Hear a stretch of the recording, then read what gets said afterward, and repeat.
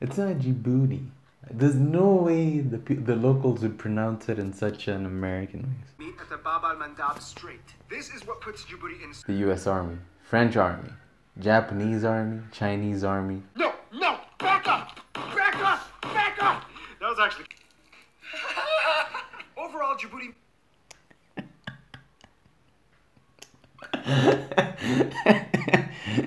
also known as... Oh, I told you I know like a song. Iskawaran makaiwa MAINGI, mambo naitwa MAINGI, natoka Kenya wa hankaimid. Hello guys, today we're here to do a reaction on Geography Now Djibouti. Now, but first of all, actually like the content, share the content, subscribe to the channel, and then guys, let me know, give me suggestions, write stuff, make comments on the history, the culture of... Right now I'm doing a video on Djibouti, and I don't know much about Djibouti. I actually know more in Somalia, Ethiopia. They are countries that neighbor Kenya. But I don't know as much about Djibouti as I do know about those two countries. I know a bit about Eritrea, the history and stuff like that. Because Eritrea, as well, like, it has been sort of culturally related with Ethiopia for a while. And, okay, anyways, that's that.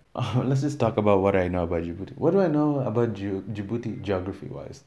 I know that Djibouti is actually a really dry country.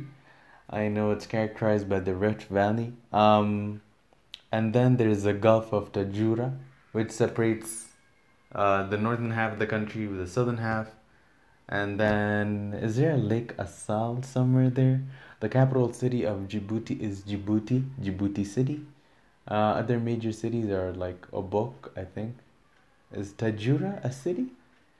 Yeah. What do I know about the people of Djibouti? People of Djibouti in the north, there are Afar people. In the south, they are actually Somali people. Djibouti got its independence from France in 1977. What else? All these old kingdoms of Somalia that I keep talking about, I bet some of them did take control of parts of Djibouti, because otherwise, how would they be Somali? What else? Geography-wise though, what else? Djibouti isn't like most of these other countries. And Djibouti is small. Djibouti is only about 20,000 square kilometers square. 20, a bit more than 20, but it's around 20. At least I'm on point. I already said it. Actually, I already said it on the Eritrea vid, and then I found out it was 23. Yeah, so on the Eritrea video, I was right about the size of Djibouti even before I did the Djibouti reaction. Djibouti in Swahili is Djibouti.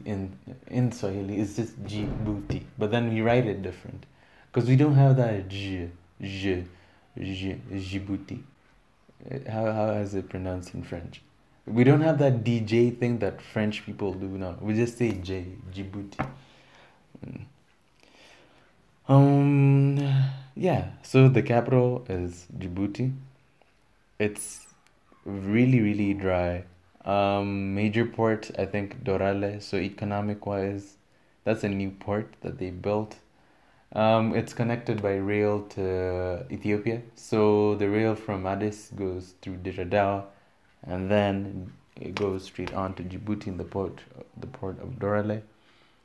Djibouti is just dry. I don't know if there are any major animal species living there or anything like that. I actually don't know that much about Djibouti, as I said before. Because Djibouti is this small country, and then this is it. It's located next to Bab el-Mandab. Any border disputes? I don't think so. I don't think there are any major ones. Anyway, that's that. So now I'm just gonna do the reaction. Okay, I'm gonna start playing the video in 3, 2, 1. Look, I get it. The puns kind of write themselves for this one. But seriously, you'll be mesmerized and want to explore all over once you get a good look at Djibouti.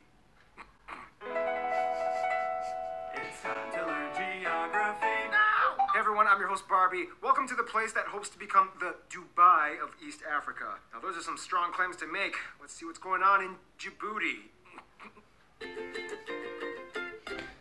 It's not Djibouti. There's no way the locals would pronounce it in such an American way. Small. Djibouti is what you would call a geostrategic country in which the entire domain is wrapped around one of the most What about a book? A book? Is a book a major town? economically significant regions on the planet and capitalizes off of it. Djibouti is located on the Horn of Africa, bordered by Eritrea, Ethiopia, and Somalia, right across the Gulf of Aden from Yemen on the Arabian Peninsula. Djibouti is one of the busiest shipping lanes in the world, right at the mouth where the Indian Ocean and Red Sea meet at the Bab al-Mandab Strait. This is what puts Djibouti in such an advantageous geoeconomic position. The country is divided into 6 regions, and the straightforwardly named capital, Djibouti City, rests on the coast of the southern eastern tip of the Gulf. Djibouti City, nicknamed the City of Seven Masks, in itself hosts about 70% of the entire country's population. I mean, if you look at a satellite image at night, it kind of looks like this. The entire country I'll keep going. the Gulf of Tajura, which plays probably the most important lifeline role in the country's makeup. It lays claim to the uninhabited, disputed Dumera and Khalida Islands with Eritrea, and the Ka'adabali Islands off the coast of the Obak region, as well as the Il Musha and Mascali Islands right at the entrance of the Tajura Gulf, and also small islands inland like the Ile du Diable or Demon Island. It's called that way because it's always foggy there, and it's said that the people who go there never quite exactly come back the same. Now here's the thing for Djibouti. It's all about location. The landscape may be a little harsh and desolate, but if you can build a base here, you have access to an intercontinental network and gateway that opens up a world of opportunity and security. Djibouti hosts a wide range of military contingents from... Oh yeah, I was gonna say this. Djibouti hosts the U.S. Army, French Army, Japanese Army, Chinese Army. I think one more European one. I think it should be more Africans being involved in African security rather than non-African interests. I think there might be a Middle Eastern country. Because this is tantamount to sort of like, honestly, neocolonialism, kind of. Countries off their land, such as France, Japan, and the only permanent U.S. base in Africa as well. In return, this creates an income stream for the national treasury and allows a somewhat steady economic growth for Djibouti. The country as a whole acts as a major transit hub for refueling and transporting goods coming into the area, especially for Ethiopia, as they can't really use Eritrea much because, yeah. In a nutshell, the entire country used to be under French rule as French Somaliland, and then later as the territories of French Afar and Isa until they finally got their independence in 1977. The funny thing is, unlike Somalia and Eritrea, Djibouti has a much higher political stability and general welfare index as they try to stay neutral or uninvolved in international conflict, unless encroached upon. This means that unlike other areas, Djibouti has had some time to actually work on development projects like building a railway to Addis Ababa, Ethiopia, or 2 new airports. Not everyone will agree, but some Djiboutians believe that with all the escalating new international investment, they're hoping to become the Dubai of the Horn of Africa. And who knows if they will? I mean, they already got on the world radar without oil. Can you imagine what would happen if they discovered oil reserves? I mean, no, back up! Back up! Back up! That was actually kind of fun. Okay, landscape time. So once again, I didn't talk about the Afar Triangle, so that's probably gonna come up. The Rift Valley is probably gonna come up. Okay, moving forward.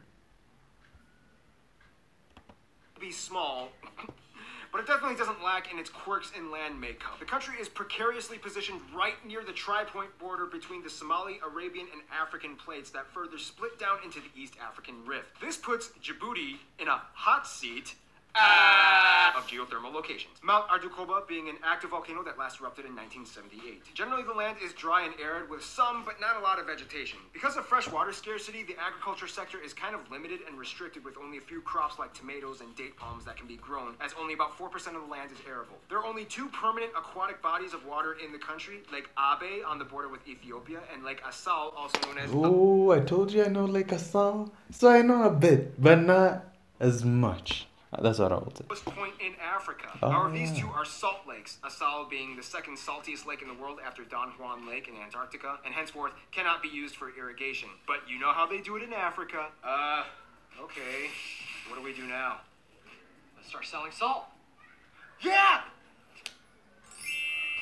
If you visit Djibouti, definitely check this place out. Lake Abe, one of the strangest places on Earth, has an almost lunar landscape with a limestone chimney forest that looks like needles going up 50 meters protruding from the ground, as the entire area is surrounded by bubbling hot springs. The country only experiences two distinct seasons: the damp, windy season between October and April, and the burning wind season between June and August, the hottest part of the year. So it's only wind or wind? Hot or cold wind? Now I know.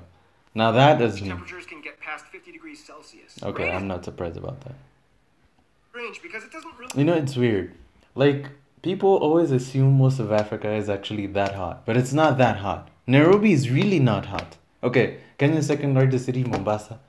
It could get hot, but never 50 degrees. Not even 40. Not even 35. It's really rare. Follow any specific season. It can kind of just come and go whenever it pleases throughout the year. It's kind of like playing the lottery. Who will get rain today? Alright, I won! Overall, Djibouti...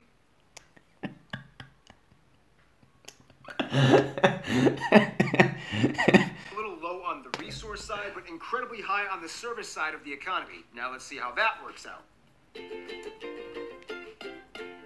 Djibouti is kind of like that quiet little kid in class that doesn't really start any problems, but is working on a project that will probably win the science fair and gain attention of every major college. The country has a little over 800,000 people and is dominated by the two main ethnic groups, the Isa at around 60% and the Afar at around 35%. The remainder of the country is made up of small groups. It's Isa or Arabs, Afar. French, Okay. Ethiopians, and even Italian people. Also keep in mind, the military-based personnel, although not citizens, do make a noticeable presence in everyday society in Djibouti as well. The Isa people, which can be found more in the southern regions of the country, are also sometimes referred to as just Somalians, as they are... Oh yeah, so this is what I was talking about. And I've seen one of these dances where they have this sword dance. I've seen this before when I was in Kuwait during the Africa Week festival. The Somali people and speak their own dialect of the Somali language. The Afar people, although slightly more distinct, have a very similar culture and language that resembles the Isa people. These two groups pretty much get along, and especially since the majority of them share the same religion, Islam. About 93% of the country is Muslim, adhering to the Sunni branch of the Shafti school of jurisprudence legal tradition. The remainder of the country is predominantly Christian. You can even find some churches in Djibouti city. Most are Ethiopian Orthodox. The country is generally tolerant of any religion, but still restricts proselytizing towards Muslims. The official languages of the country are French and Arabic. However, French is sometimes used more, as Djibouti was once a French territory, and they didn't even get their independence until 1977, because you know how France is. Okay, seriously, bro. Every other European country is doing it. Just give it up. No, these are my territories. I'm not letting go. Culture-wise, Djiboutians are... No, for real though. Like, even right now, France has control over Mayotte. Mayotte is right next to Comoros. Comoros are like these Swahili-speaking islands off the coast of Tanzania. Okay, so as I was saying, France really does have control over some of these small African islands, when clearly they have like black populations, like the island of Mayotte, or even Reunion. But then Reunion isn't really so black. But Mayotte, they're Swahili-speaking people, and they're still under French control. And lots of small islands in the Pacific. It's like... why? Just give them up. Like, for real. Okay, anyway, I'm gonna keep going. No.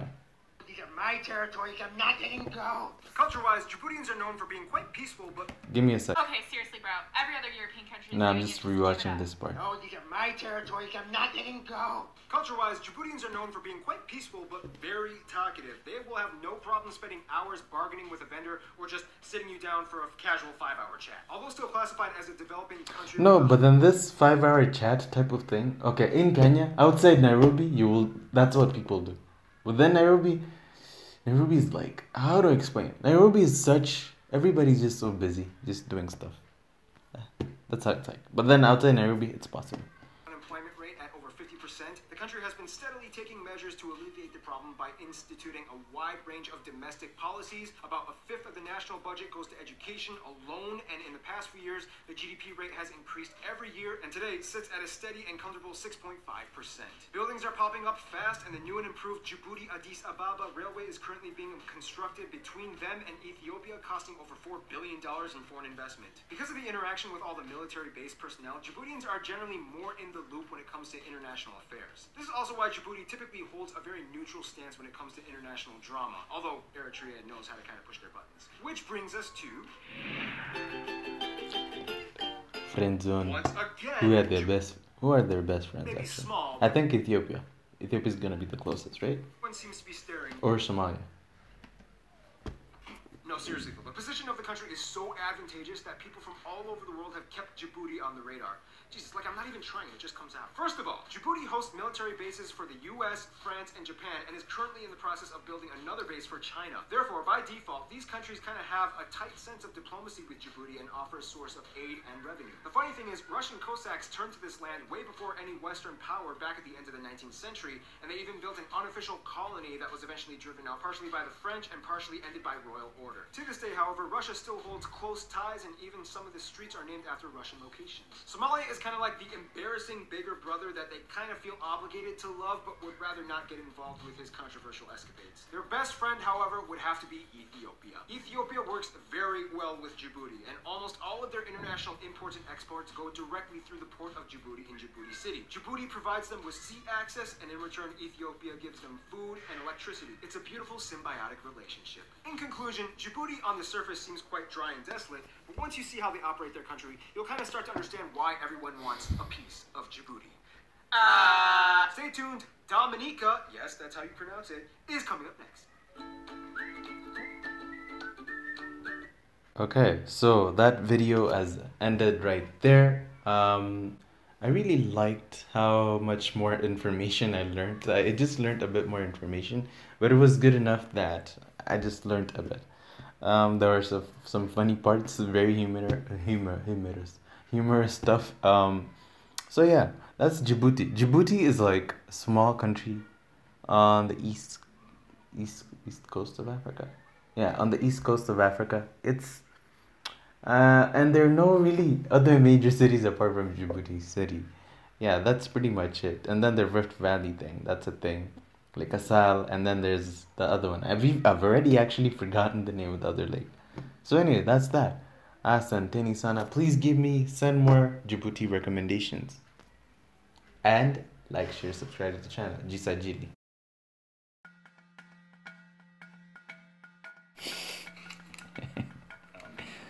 Alright, I won! Overall, Djibouti...